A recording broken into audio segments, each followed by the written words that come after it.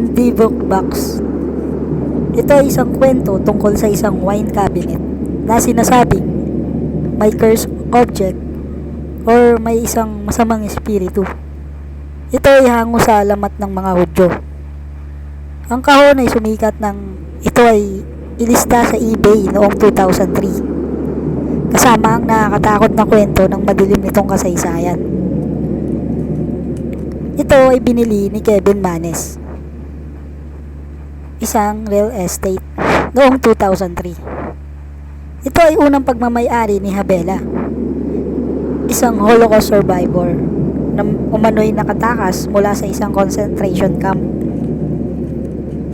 Gayunpaman, nagpasya si Manes na buksan ito at natuklasan ang iba't ibang bagay sa loob nito, tulad ng buhok, isang maliit na estatwa at isang wine goblet. Pagkatapos buksan ng kahon, nagsimula ang kakaibang nakakatakot na pangyayari sa buhay ni Manes. Sa huli, ibinenta ni Manes ang kahon kay Jason Haxton, isang tagapamahala sa museo. Sumikat ang kwento ng ito ay mapabilang sa isang horror film noong 2012 na may pamagat na The Possession.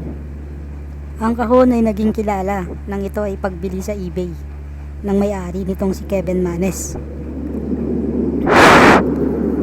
Isang kwento na may kinalaman sa mga Hudyo at nakaligtas sa Holocaust.